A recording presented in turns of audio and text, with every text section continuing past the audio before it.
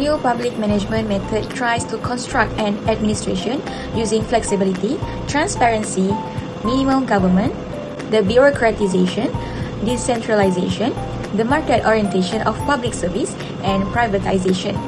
Scholars from the United Kingdom and Australia, specializing in public administration, originated the phrase new public management. As a result, traditional public administration is giving way to new public management. Some researchers describe it as applying new institutional economics to public administration, while others refer to change in policymaking patterns. The new public management that arose in the 1980s constitute an attempt to make the government more business-like and efficient by borrowing ideas and management models from the private sector. In addition, it stressed the importance of citizens as service recipients or customers to the public sector.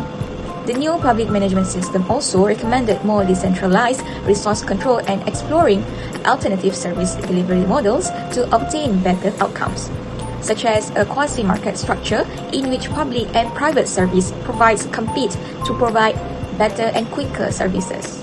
Risk is defined as the possibility of loss or an adverse outcome resulting from an action. Uncertainty is the inability to predict what will occur in the future. The more significant the uncertainty, the greater the risk. Individual risk management entails maximizing projected returns while considering the hazard and risk tolerance. Profitability is only feasible because of risk. There will be no return to the capacity to manage risk if there was no risk properly. There is a risk-reward balance for each decision. Managing risk can include purchasing insurance against loss, hedging a loan against interest rate hikes, and safeguarding an investment against interest rate falls, according to the Oxford Business Dictionary. Modern firms' hazards have become more complicated as globalization has accelerated. New hazards regularly emerge, many of which are connected to or caused by the now ubiquitous usage of digital technology. Risk specialists have labeled climate change a threat multiplier. The coronavirus pandemic, which recently revealed itself as a supply chain issue at many organizations, swiftly expanded into an existential danger, treating the health and safety of their personnel, the means of doing business, the capacity to communicate with consumer and company reputations. Companies who now employ a reactive strategy to risk management, which are protecting against previous danger and altering policies when a risk causes harm, are evaluating the competitive benefits of a more proactive approach. Companies are also investigating how artificial intelligence and advanced governance, risk and compliance platforms may improve risk management.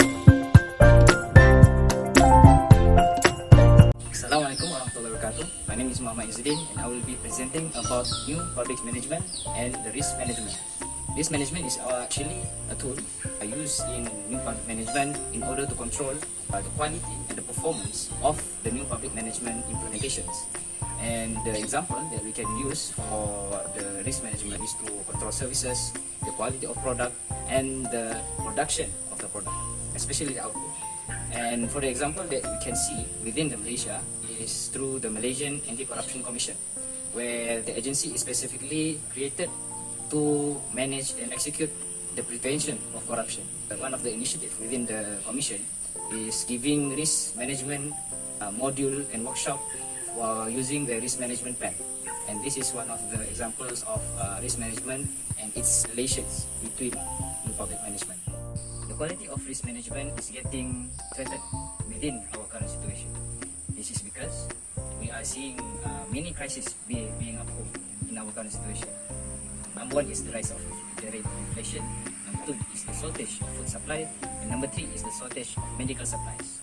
These problems is getting worse because of another factor, which is the poor governance of some countries in handling these crises during the pandemic. And because of this poor governance, it is rise to give some solutions towards some countries to use some precautionary principle to mitigate this kind of crisis in a long-term effect. By referring to this issue, governments can use this as an example to make proper risk management with quick and accurate risk management plan without needing many data and literature to mitigate future crises without needing to depend on after effect solution.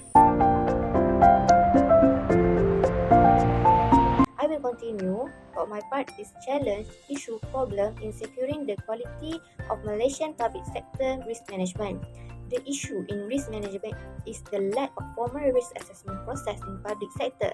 Formal risk assessment process is a systematic analysis of data used to identify or estimate a public risk. The goal is to provide direction for risk management. This is important because it is the most appropriate ways to adapt and preventing the future problem. For an example, according to the lack of system approach to risk assessment in school outdoor education article, they have focused on risk across the system of which of the activity provided by school activity, and from the research of that article, they found that hazard is one of the risks of school activities. That is why hazard exists throughout the system and associated with the conduct of an outdoor education program. But which remain unidentified, it seems evidence that the process we wish to reduce the potential of harm associated with those hazards will not be implemented. A system perspective posits that effective and appropriate risk control must also target the interaction between the higher level factor and the lower level factor. An interesting further line of research would be to assess the other component of risk assessment and their concurrence with the contemporary models of accident causation. Also, there are also research that propose in order to gain better understanding on how the new risk management work in the public sector is we need to look beyond formal risk management system, both conceptually and empirically. This is because according to their finding, they found that formal risk assessment need to be merged with other vernacular risk management system, so it will be turning into hybridized mode of interaction. Risk assessments are often structured so only managers can capture non-risk, as the former United States Defense Secretary Donald Rumsfeld might call them the known unknowns, which means it is information whose fact someone is aware of but does not possess. The obligation for the managers to bring in outside expertise to contribute to or facilitate risk assessments and include as wide an array of skill sets, employee levels and functions can help identify those unknowns. The managers may not know or understand specifics, but they should have a general process for dealing with them when they happen. Moreover, the public sector needs to maximize accountability for risk decision making. Assessing the company's risk management model and framework is necessary to build a culture of accountability. The function is to secure that everyone knows who's responsible for understanding and addressing risk in each part of the organization. It is critical because the accountability model starts with every employee understanding the potential dangers that cross their desk. Furthermore, for the issue of fraud and misconduct, the public sector needs to set an example for the top management, means the executive board. The upper management can create a culture of accountability by writing a code of conduct. This code should clearly state the entity's stance on business ethics, portray fraudulent activity, and convey the impacts. Even though the government departments handle more data than other organizations, most lack the tools to examine this information and detect potential fraud.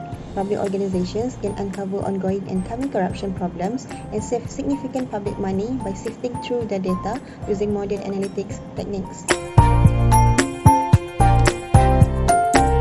Recommendation that can be stated related to the quality of risk management in the Malaysian public sector is to more encourage the people in the organization to have more responsibility.